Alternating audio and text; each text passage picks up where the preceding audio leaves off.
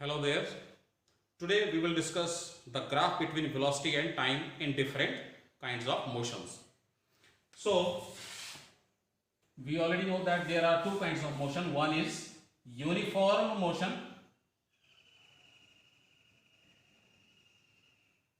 another one is non-uniform motion.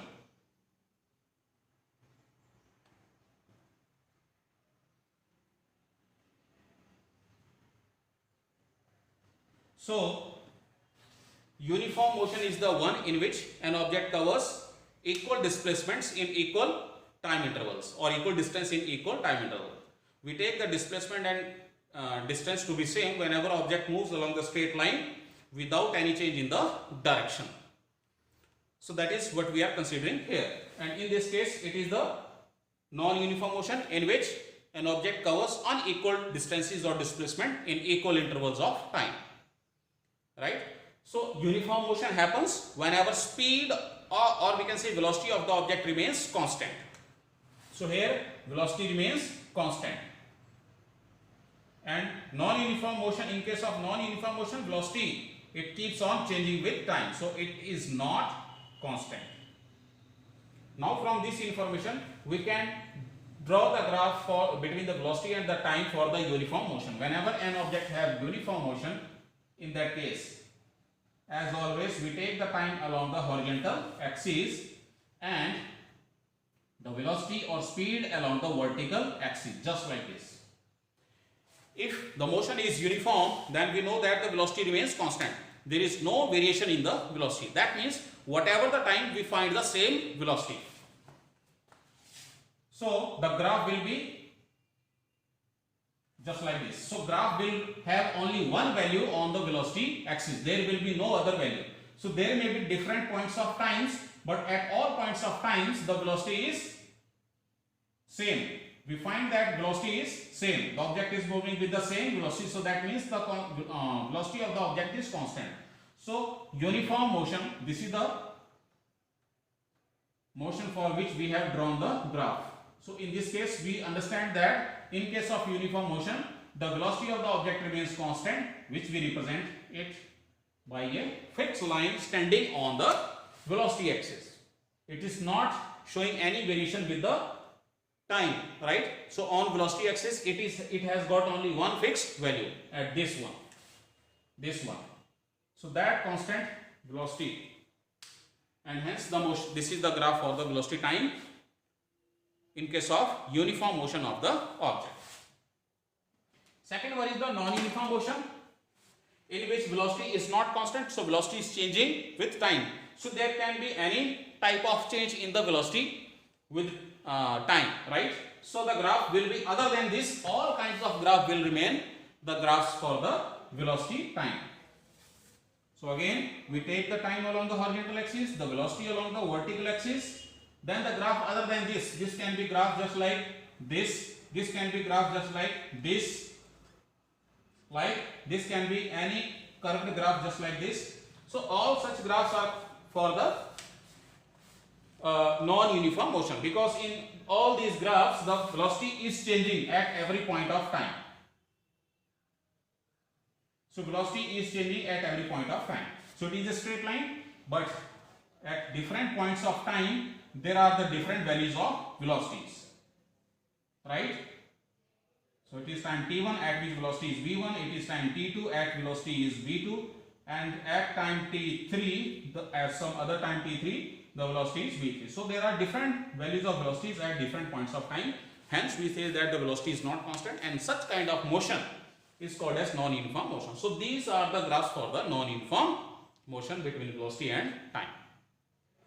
So what use we can make of this velocity time graph, whether it is for uniform motion or for the non-uniform motion? We can use the velocity time graph in two ways, or we can say we have two applications for the velocity time graph. The very first application is we can calculate the acceleration of the object. So applications. So very first application is we can know about acceleration of the objects. So how do we measure or calculate the acceleration of the object from the velocity time graph? So method will hold for all kinds of graph. Suppose that we have this graph. This is time. Along the vertical we have velocity. And suppose that we have this graph. There can be any kind of graph just like this. And we are asked about the acceleration. So how do we find the acceleration from this graph? We find the acceleration from this graph by finding the slope of the graph. Just as we have found the velocity of the object from the displacement time graph by finding the slope of that graph. So here's how do we find slope. Suppose that we have 2 points of time, or we may already be given 2 points of time. First one is t1 and after that it is t2. So at t1 we find the values of velocities. So for that we draw the perpendiculars at these points.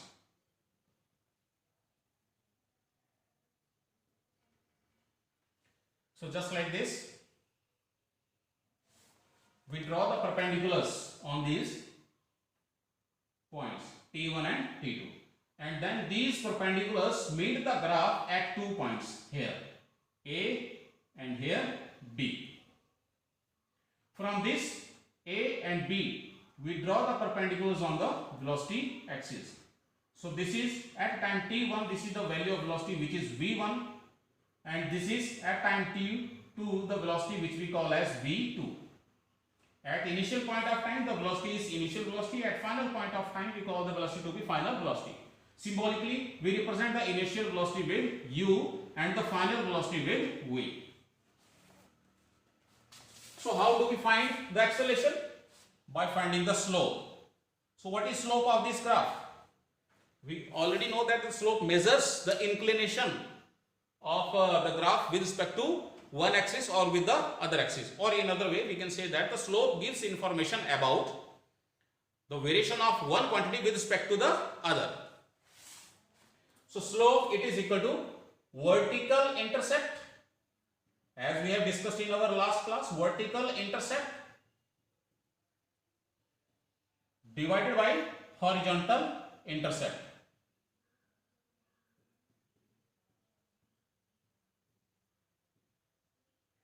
So what is vertical intercept?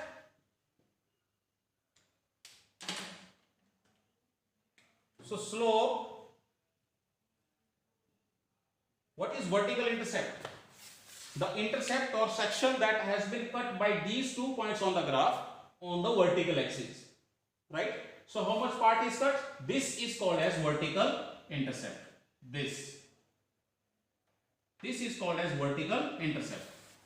From 0 up to here, at this point it is velocity v, and from 0 up to this point it is velocity u. So what is this value? It is v minus u. So it is v and this is u. So if we subtract u from v, we are left with only this, which is called as intercept. So vertical intercept, it is nothing but v minus u, which is the difference of the final velocity with minus velocity, divided by horizontal intercept. What is horizontal intercept? These 2 points, whatever part it cut on the horizontal axis, which is time axis here, it is called as horizontal intercept. So it is t2 minus t1. So from this we see that slope is equal to change in velocity per unit, the time within which this change in velocity is taking place, which we already know, which is called as acceleration. So we understand that from the velocity time graph, if we find the slope, that means we are finding the acceleration. So acceleration, it is equal to slope of vt graph, which comes out to be v minus u divided by t2 minus t1. So that is acceleration from the velocity time graph. We may have graph just like this. This is the graph for non-uniform motion and this is the graph for uniform motion, as we discussed already. So what will be the acceleration? There, by concept, because there is no change in velocity, so the acceleration is 0, because acceleration is something that measures the change in velocity. If there is no change in velocity, there is no acceleration. And from the graph, how do we understand it? We take 2 points on the graph, or we can say time axis, and draw the perpendiculars on both the axes, on the time axis and on the velocity axis. We see that at time t1 and t2, the velocity is same, which is v, for example. At both points of time, the velocity is same, which is v. So we can substitute here, so it is v minus v, which remains 0, hence we can say that the acceleration will be 0 in that case.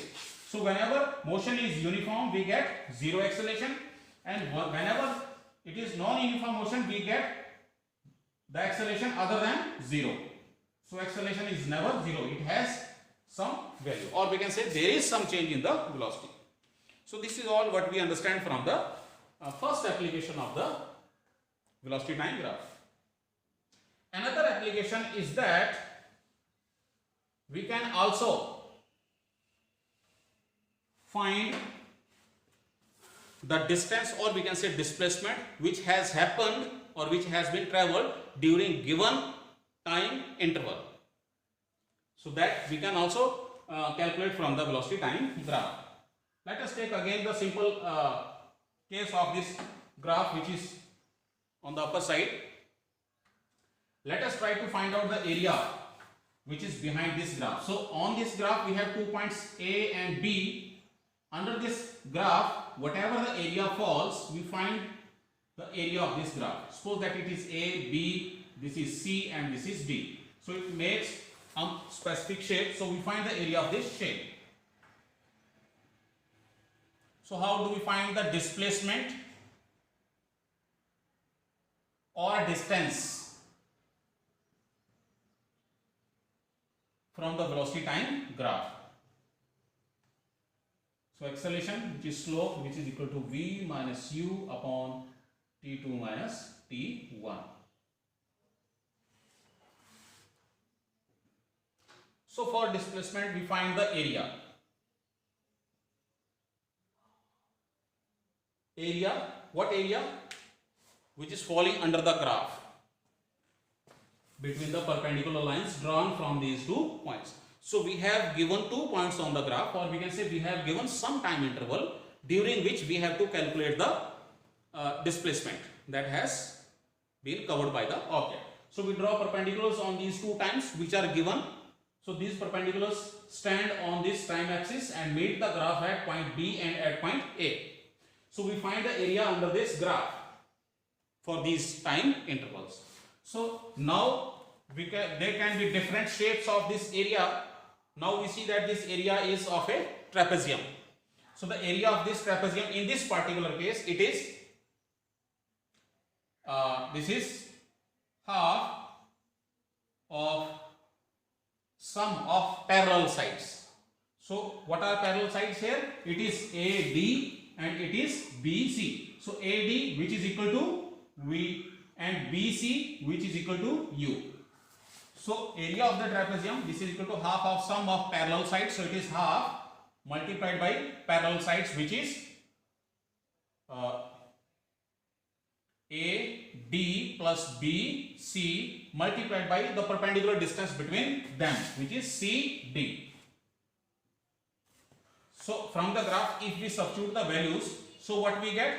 The area of this A, B, C, D, it is nothing but half of sum of parallel sides. So it is AD. So AD, it is nothing but V, plus BC, which is nothing but U, multiplied by CD, which is nothing but the time interval during which we are calculating the distance or displacement. So it is T2 minus T1, which we can also call as T. This time interval, we can also use the symbol T for that. So we see that it is velocity multiplied by time. So velocity multiplied by time, it is nothing but the distance from the definition of distance or displacement. So from the definition of velocity, displacement upon time. So from here displacement, it is nothing but velocity multiplied by time. So here it is velocity plus velocity, means this is the velocity and this is the time. So velocity into time, it is nothing but displacement. So that means whenever we find the area under the graph for the given period of time or interval of time, we are actually finding the displacement of the object during that time interval. So that means displacement, which we represent by S, it is equal to area of, which we write it as area under the graph. We have to just find out the area under the graph, whatever shape it has. It may have the shape of a right angle triangle, it may have the shape of a you can say square or a rectangle or a trapezium, just like that. If it has shape which is not just like some specific shapes, then we just divide that total area into different sections and then we add in order to find out the total area that will give the displacement. So this is how we find put the velocity time graph into its applications. So from velocity time graph we can talk about the acceleration of the object and we can also calculate the distance traveled by the object in the given time interval. That's all. Thank you.